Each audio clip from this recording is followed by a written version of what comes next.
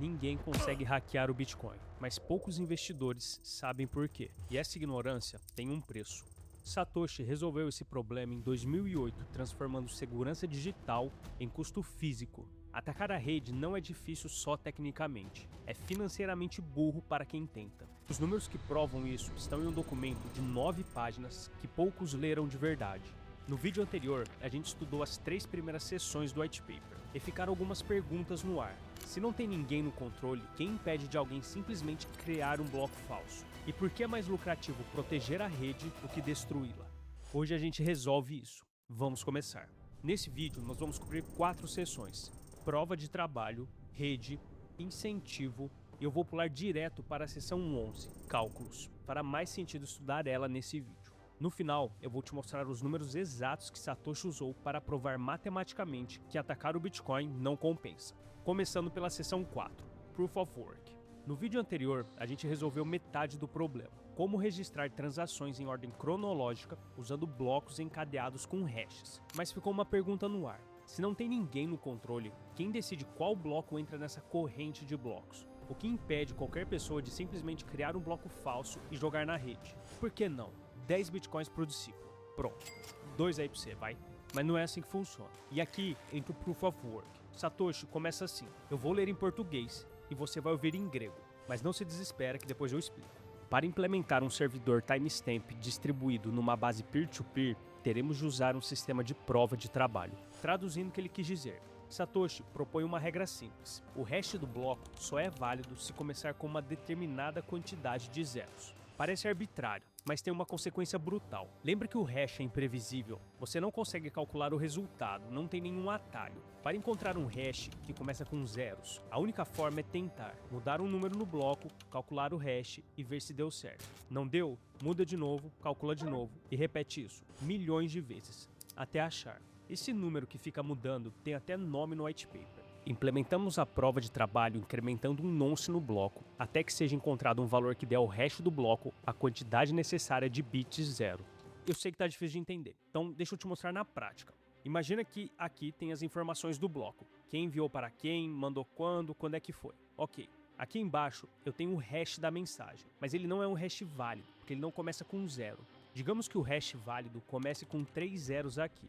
O único modo para eu conseguir encontrar esse hash que começa com zeros é adicionar um número e ficar alternando ele até encontrar o hash válido que começa com 3 zeros.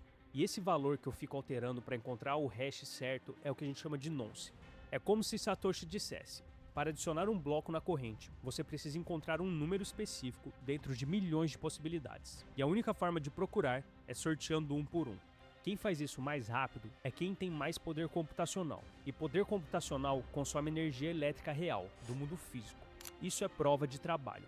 Você prova que gastou energia real. E energia real custa dinheiro real. Jogar um bloco falso na rede não é só tecnicamente difícil, é financeiramente caro. E me permita filosofar por 10 segundos. O mundo esqueceu da prova de trabalho. Nós queremos tudo rápido, fácil, com algum atalho para chegar mais rápido. Mas as coisas mais valiosas na vida, um sonho difícil, uma relação sólida, conquistar um Bitcoin, precisam de prova de trabalho. O esforço não é o obstáculo, é exatamente o que cria valor. Ok, de volta para a Terra. Satoshi transformou segurança digital em custo físico. Hackear o Bitcoin não é um problema de software, é um problema de economia. Você precisaria de mais energia elétrica que países inteiros consomem para ter a chance de dar certo. E mesmo assim, não seria garantido. E tem mais uma coisa que o Proof of Work resolve automaticamente: o nível de dificuldade se ajusta sozinho. E não tem palavras para descrever a genialidade dessa decisão. Se mais computadores entram na rede, a exigência de zeros aumenta. Se computadores saem, a exigência cai. O alvo é sempre um bloco a cada 10 minutos em média. Por isso, não importa se metade do mundo decidir começar a minerar Bitcoin agora. Os 21 milhões de Bitcoins não serão emitidos. Isso acontece sem ninguém controlando. A matemática se autorregula. A prova de trabalho define como um bloco é validado. A seção 5 explica como a rede inteira coordena isso sem ninguém no comando. Network. Satoshi descreve como a rede funciona em 6 passos. Deixa eu desenhar para você. Passo 1. Novas transações são transmitidas para todos os nós. Cada nó coleta novas transações em um bloco. Cada nó trabalha para encontrar uma difícil prova de trabalho para o seu bloco. Aquilo que eu mostrei na tela para você. Passo 4. Quando um nó encontra uma prova de trabalho, ele transmite o bloco para todos os nós. 5. Os nós aceitam o bloco somente se todas as transações são válidas e já não foram gastas. E se for, eles aceitam. Passo 6. Os nós expressam a sua aceitação do bloco, trabalhando na criação do próximo bloco na cadeia, usando o hash do bloco aceito como o hash anterior. Coisa linda, mas e se dois nós acharem um bloco válido ao mesmo tempo? A solução é simples, a rede sempre segue a corrente mais longa. Se dois blocos válidos aparecem ao mesmo tempo, parte da rede trabalha em cima de um, parte em cima de outro. Assim que qualquer lado encontrar o próximo bloco, aquela corrente fica mais longa e toda a rede migra para ela automaticamente. A rede se auto-organiza. Isso tem uma consequência direta para você. Quando você recebe Bitcoin, você não pode sair correndo depois da primeira confirmação se a transação for grande. Um bloco novo ainda pode ser substituído se alguém estiver construindo uma corrente alternativa em paralelo. Quanto mais blocos forem empilhados em cima da sua transação, mais improvável isso se torna. Sabe quando você envia para a carteira e precisa esperar algumas confirmações para liberar o que você depositou? É justamente isso que eles estão esperando. O padrão da indústria são 3 confirmações. Como a média de um bloco é a cada 10 minutos, isso leva cerca de meia hora. É o preço da descentralização. Mas por que alguém gastaria energia elétrica para proteger uma rede que não é dele? Isso, a seção 6 responde. Se você tem um BitX, pode até ser por ideologia, mas quando pensamos em escala industrial, não é nada disso, é interesse próprio.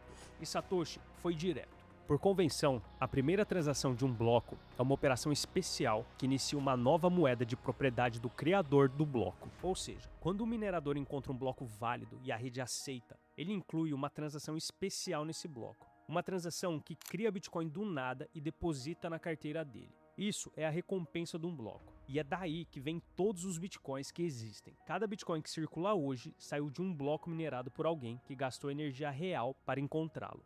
A adição estável de uma quantidade constante de novas moedas é análogo a garimpeiros expender recursos para colocar mais ouro em circulação, no máximo 21 milhões de bitcoins. A recompensa por bloco cai pela metade a cada 4 anos. Em algum momento próximo de 2140, a recompensa vai ser 0. E pensando nisso, surge uma pergunta óbvia. Quando a recompensa acabar, quem vai proteger a rede?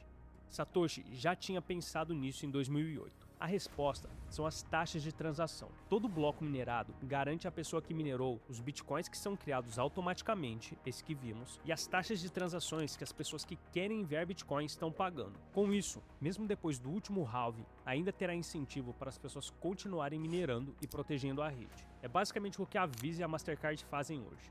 E Satoshi foi além. Ele pensou no cenário mais extremo. E se alguém tiver o poder computacional suficiente para destruir tudo isso? Se um atacante ganancioso é capaz de reunir mais poder de CPU do que todos os nós honestos, ele teria que escolher entre usá-lo para defraudar as pessoas roubando seus pagamentos ou usá-lo para gerar novas moedas.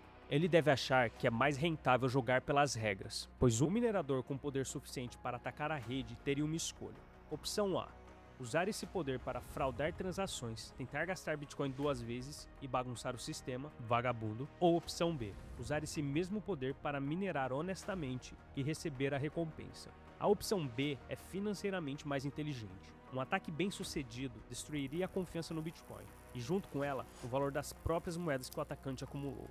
O sistema não depende das pessoas serem honestas, depende de ser mais lucrativo ser honesto do que desonesto. Isso é o que torna o Bitcoin diferente de qualquer sistema financeiro que já existiu. Os incentivos explicam o comportamento. A seção 11 prova com números que esse comportamento é racional. Vamos para a última parte, os cálculos.